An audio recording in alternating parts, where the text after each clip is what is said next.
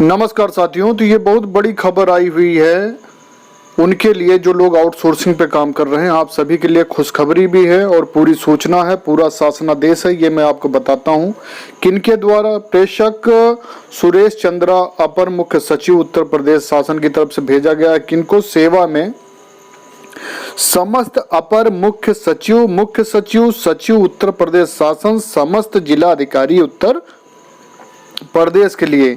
और ये देखिए लखनऊ और दिनांक अगस्त 2020, श्रम अनुभाग 2005। अब चलते हैं पूरी खबर की ओर। तो ये अभी 18 अगस्त 2020 की खबर है, तो बहुत ही लेटेस्ट खबर है आप सबके लिए। तो देखिए क्या है विषय। उत्तर प्रदेश के शासकीय विभागों एवं उनके अधीनस्थ संस्थाओं में मैन पावर के क्रय यानी आउटसोर्सिंग मैन पावर के लिए भारत सरकार द्वारा विकसित government e market plus GeM यानी कि जेम की व्यवस्था लागू किए जाने के संबंध में है। ये विषय देख लीजिए आप।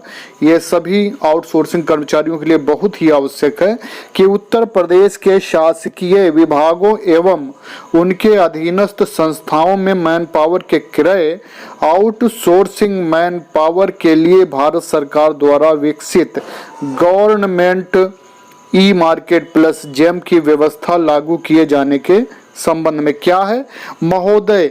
उपरोक्त विषय के संबंध में मुझे ये कहने का निर्देश हुआ है कि कार्मिक अनुभाग 2 के शासनादेश संख्या 8/2019 20/191 का 2/2019 दिनांक 18/12/2019 द्वारा उत्तर प्रदेश के शासकीय विभागों एवं उनके अधीनस्थ संस्थाओं में मैन पावर के क्रय यानी कि आउटसोर्सिंग ऑफ मैन पावर के लिए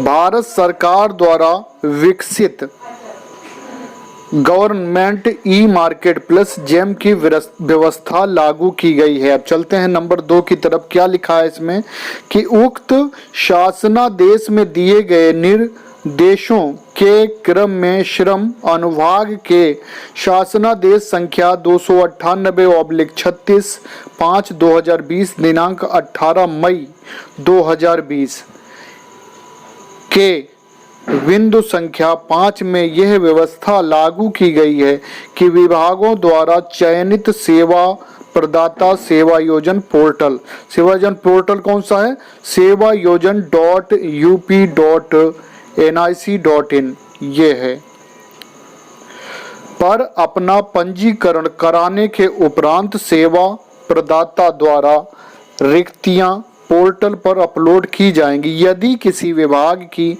कोई विशिष्ट आवश्यकता है तो उसको भी अभ्यर्थी पंजीकरण पेज एवं रिक्त अपलोडिंग फॉर्मेट में NIC द्वारा संशोधन कराकर अभ्यर्थी उपलब्ध कराए जाएंगे। उक्त रिक्तियों के सापेक्ष आवेदित अभ्यर्थियों की सूची आवेदन की तिथि के वरिष्ठता क्रम में निर्धारित संख्या में सेवा प्रदाता को उपलब्ध होगी। सेवा प्रदाता इन्हीं आवेदित अभ्यर्थियों में से चयन की कार्रवाई पूर्ण करेंगे। यदि मांग के अनुसार निर्धारित संख्या में अभ्यर्थी आवेदन नहीं करते हैं तो उपलब्ध आवेदित अभ्यर्थियों की सूची सेवा प्रदाता को उपलब्ध करा दी जाएगी तथा और अधिक अभ्यर्थियों हेतु पोर्टल पर दिनांक बढ़ाकर अन्य अभ्यर्थियों को अवसर प्रदान किया जाएगा। चयन के उपरांत सेवा प्रदाता चयन परिणाम भी पोर्टल पर प्रविष्ट करेंगे। चयनित अभ्यर्थियों की पोर्टल पर मार्किंग हेतु सॉफ्टवेयर में व्यवस्था NIC के माध्यम से करा ली जाए। उपरोक्त संदर्भ में जेम पोर्टल पर पंजीकृत एवं बिड अवार्डी सेवा प्रदाताओं द्वारा सेवा योजन पोर्टल पर पंजीकृत अभ्यर्थियों के चयन हेतु निम्नवत प्रक्रिया का पालन किया जाएगा। नंबर 1 क्या है कि संबंधित विभाग द्वारा जेम पोर्टल से सेवा प्रदाता नियोजक का चयन किया जाएगा। सेवा प्रदाता नियोजक द्वारा पूर्व के कर्मियों को समाहित करते हुए विभाग हेतु आउटसोर्सिंग की रिक्तियों की गणना की जाएगी। उदाहरण स्वरूप यदि किसी विभाग में 100 पद आउटसोर्सिंग से भर्ती हेतु उपलब्ध हैं एवं विभाग द्वारा पूर्व से कार्यरत 30 कार्मिकों को पुनः सेवा योजन किया जाता है तथा 70 नए कार्मिकों की भर्ती आउटसोर्स के माध्यम से की जाती है, तो सेवा योजन पोर्टल पर सेवा प्रदाता द्वारा कुल 100 पदों को दर्शाया जाएगा तथा भर्ती की कार्रवाई 70 पदों पर की जाएगी एवं 30 अभ्यर्थियों को पूर्व में कार्यरत दर्शाया जाएगा। तो क्या है नंबर 3 पे आप देखिए कि सर्वप्रथम सेवा प्रदाता द्वारा सेवा योजन पोर्टल sevayojan.up.nic.in पर नियोजक के रूप में अकाउंट बनाया जाएगा। अकाउंट नंबर 4, अकाउंट बनाने की प्रक्रिया में सेवा प्रदाता द्वारा जेम पोर्टल पर पंजीकरण के समय जेम द्वारा प्रदत्त आईडी अंकित की जाएगी, जिसका सत्यापन जिला अथवा मुख्यालय प्रदेश से बाहर के सेवा प्रदाताओं हेतु स्तर से किया जाएगा। सेवा योजन पोर्टल से जेम पोर्टल के इंटीग्रेशन के पश्चात यह कार्य ऑटोमेटिक एपीआई के माध्यम से हो सकेगा। जेम के माध्यम से ही आउटसोर्स कर्मी लेने की अनिवार्यता किए जाने से वर्तमान में कार्य कर रहे आउटसोर्स कर्मियों की निरंतरता भंग नहीं होनी चाहिए, अन्यथा शासकीय कार्य में अचानक बड़ी बाधा उत्पन्न हो जाएगी। इस हेतु वर्तमान में कार्य कर रहे आउटसोर्स कर्मियों को ही आवश्यकता अनुसार जेम पोर्टल द्वारा चयनित सेवा प्रदाताओं द्वारा रखा जाएगा। केवल नवीन कर्मी ही सेवा योजन पोर्टल से लिए जाएंगे। सेवा प्रदाता सर्वप्रथम संबंधित विभाग से समन्वय स्थापित करते हुए पूर्व से कार्यरत कर्मियों की संख्या एवं उनकी सूची प्राप्त करेंगे। प्राप्त सूची करने के उपरांत उक्त कार्मिकों का सेवा योजन पोर्टल पर पंजीकरण कराते हुए यदि वो पूर्व से पंजीकृत नहीं हैं, उनका अंकन पूर्व से कार्यरत कर्मियों के अंतर्गत करेंगे। रिक्तियों का अपलोड किया जाना, ये नंबर 6 पे है। क्या है? रिक्तियों का अपलोड किया जाना। सेवा प्रदाता नियोजक द्वारा तदोपरांत आउटसोर्स हेतु रिक्तियों पोर्टल पर नोटिफाई वैकेंसी टैब में क्लिक करके अपलोड की जाएगी। तो ये बहुत ही अच्छी खबर है। जो व्यक्ति आउटसोर्स पे कर रहे हैं या आउटसोर्सिंग पे जिनको जॉब भविष्य में मिलेगी उनके लिए है। तो 7 का में क्या लिखा है गया है कि सेवा प्रदाता संबंधित विभाग से समन्वय स्थापित करते हुए नए भर्ती किए जाने वाले कार्मिकों की संख्या सेवा योजन पोर्टल पर प्रविष्ट करेंगे। अधिसूचित रिक्तियों के सापेक्ष एक कर्मी के लिए पोर्टल से 5 आवेदनकर्ताओं को और 2 या 2 से अधिक कर्मियों की मांग पर 3 गुना आवेदनकर्ताओं परंतु न्यूनतम 10 आवेदनकर्ताओं में से चयन एक पारदर्शी व्यवस्था बनाकर किया जाएगा। नंबर खा है इसमें रिक्त अपलोड की प्रक्रिया में आवश्यक सूचनाओं तथा जेम बिड RAPR नंबर, आवेदन की अंतिम तिथि, शैक्षिक योग्यता, कार्यस्थल तथा रिक्तियों की संख्या आदि का विवरण अंकित किया जाएगा। तो देखिए अब आगे है इसमें आप नंबर गा में देखिए। गा में लिखा है सेवा प्रदाता द्वारा सेवा योजन पोर्टल से तकनीकी शैक्षिक योग्यता का परीक्षण करने पर यदि वांछित योग्यता पोर्टल पर उपलब्ध नहीं पाई जाती है तो उसके सेवा प्रदाता द्वारा संबंधित विभाग के माध्यम से पोर्टल पर शैक्षिक योग्यता जुड़वाने हेतु निदेशक प्रशिक्षण एवं सेवा योजन को आवेदन दिया जाएगा, जिससे विभाग द्वारा प्रक्रिया अपनाते हुए सेवा योजन पोर्टल पर उस शैक्षिक योग्यता को जोड़ दिया जाएगा। नंबर 8 पे देखिए रिक्त के सापेक्ष अर्हता प्राप्त पंजीकृत अभ्यर्थियों की पोर्टल सूची द्वारा स्वतः तैयार होगी। नंबर 9 पे देखिए, इन अर्हता ही प्राप्त पंजीकृत अभ्यर्थियों की संख्या सेवा प्रदाता यानी कि नियोजक को भी प्रदर्शित होगी। यदि पोर्टल पर कम अभ्यर्थी उपलब्ध हैं तो सेवा प्रदाता का यह दायित्व होगा कि वह व्यापक प्रचार प्रसार कर पोर्टल पर अधिक से अधिक अभ्यर्थियों का पंजीकरण कराएगा। रिक्तियों, नंबर 10 पे रिक्तियों के सापेक्ष आवेदन करने की अवधि न्यूनतम 7 दिन की होगी। अधिकतम अवधि का चयन सेवा प्रदाता द्वारा स्वयं किया जा सकता है। रिक्तियों के सापेक्ष पोर्टल पर पंजीकृत योग्यताधारी अभ्यर्थियों को आवेदन हेतु ईमेल स्वतः प्रेषित हो जाएगा। नंबर 12 पे क्या है, वांछित अभ्यर्थियों द्वारा संबंधित रिक्ति के सापेक्ष आवेदन की प्रक्रिया रिक्ति की अंतिम तिथि अथवा आवेदन पूर्ण होने तक पूरी की जा सकेगी।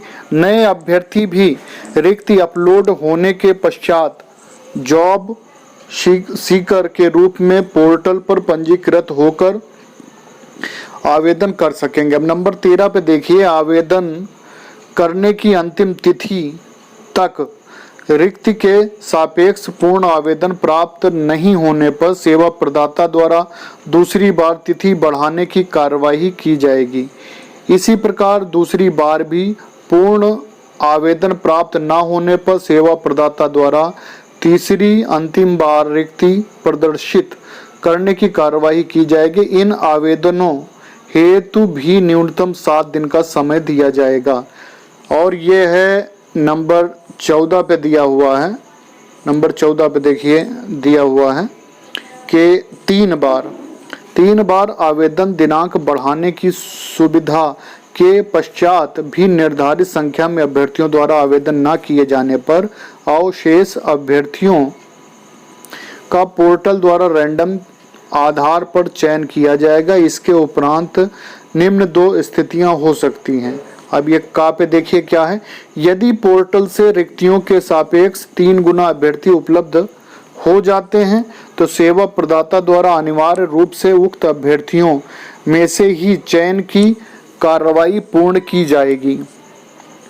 यदि पोर्टल पर कुल पात्र अभ्यर्थियों की संख्या रिक्तियों के 3 गुना संख्या से कम है तो ऐसी स्थिति में पोर्टल द्वारा समस्त पात्र अभ्यर्थियों की सूची उपलब्ध कराई जाएगी। उक्त सूची से सेवा प्रदाता को कम से कम 1/3 अभ्यर्थियों का चयन अनिवार्य रूप से करना होगा।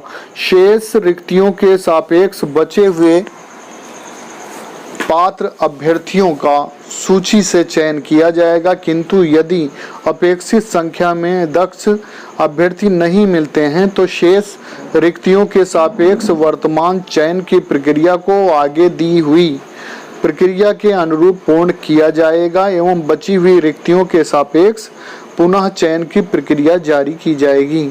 उदाहरण के तौर पे आप एक बार समझ लें कि क्या है, यदि 10 रिक्तियों के सापेक्ष चयन की कार्रवाई की जानी है तो 3 गुना अर्थात 30 अभ्यर्थी आवेदन कर सकते हैं।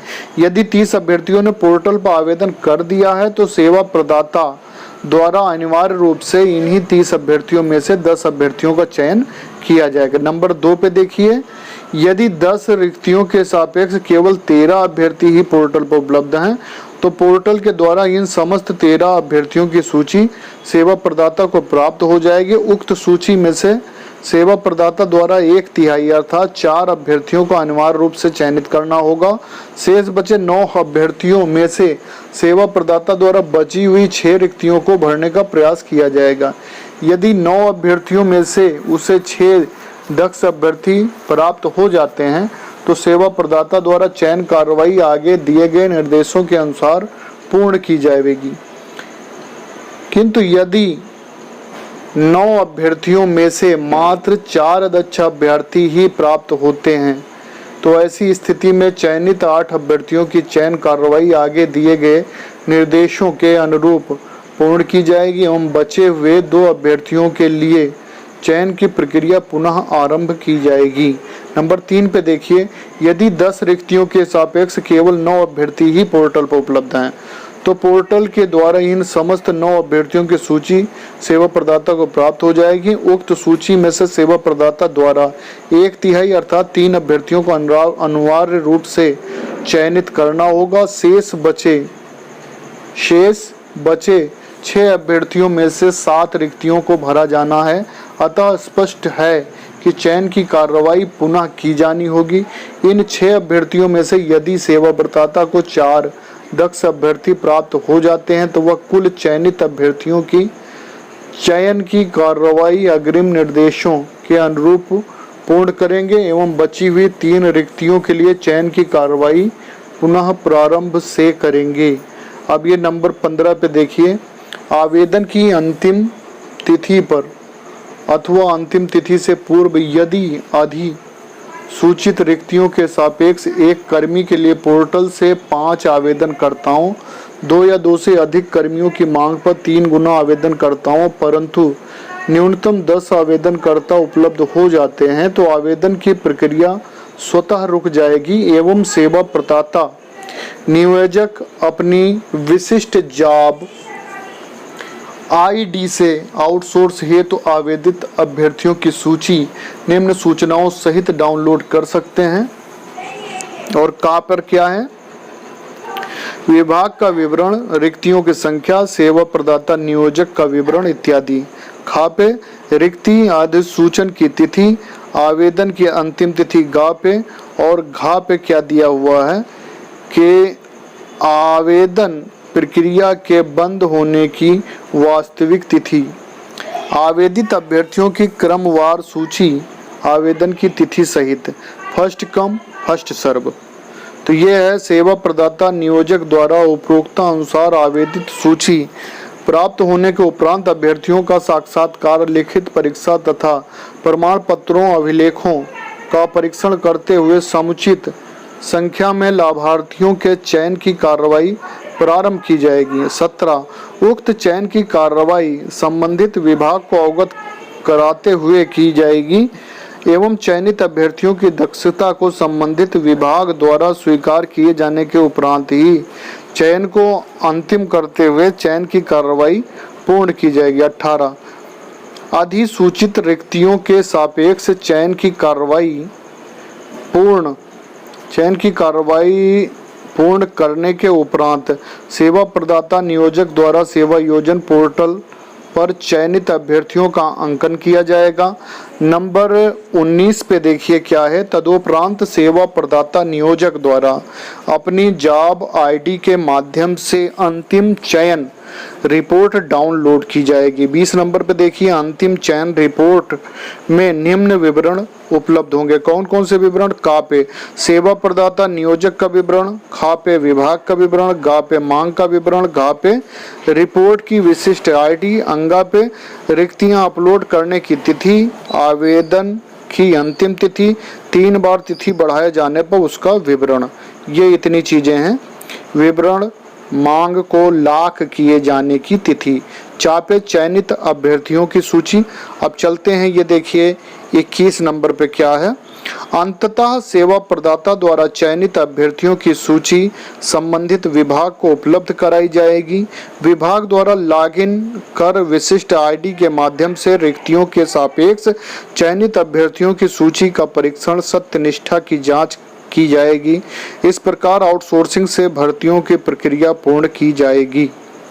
और नंबर 3 पे देखिए, यहाँ पे क्या लिखा, अतः नंबर 3 नहीं है, ये तो प्रेयर है। अतः अनुरोध है कि कृपया जेम पोर्टल पर पंजीकृत सेवा प्रदाताओं द्वारा सेवा योजन पोर्टल पर पंजीकृत अभ्यर्थियों के चयन हेतु उपरोक्त आउटसोर्स प्रक्रिया का अनुपालन सुनिश्चित करने का कष्ट करें। ये सुरेश चंद्रा अपर मुख्य सचिव जी की तरफ से है और प्रतिलिपि निदेशक प्रशिक्षण एवं सेवा योजन उत्तर प्रदेश लखनऊ को भेजा गया है सत्यवान सिंह उप सचिव की तरफ से। तो ये बहुत ही आउटसोर्सिंग और जो मैन पावर की तरफ से बहुत ही अच्छी जेम पोर्टल के माध्यम से है, क्योंकि सभी को बहुत शिकायतें थी आउटसोर्सिंग कंपनियों से, मैन पावर एजेंसियों से। तो ये जेम पोर्टल लागू होने से बहुत ही ज़्यादा सहूलियत मिलेंगी और सभी से निवेदन है कि जो लोग आउटसोर्सिंग कर्मचारी हैं वो इसको ध्यान से सुने और अपने ग्रुप में इसे भेजें, जिससे जो आउटसोर्स पर कर्मचारी काम कर रहे हैं या काम करना चाहते हैं या काम करेंगे सभी को लाभ मिल सके। तो इसी के साथ जिन्होंने अभी तक हमारा चैनल सब्सक्राइब नहीं किया है तो सब्सक्राइब कर लें, बेल आइकन दबा लें। बहुत बहुत धन्यवाद है आप सभी को, बहुत बहुत धन्यवाद हम हृदय से देते हैं आप सभी को।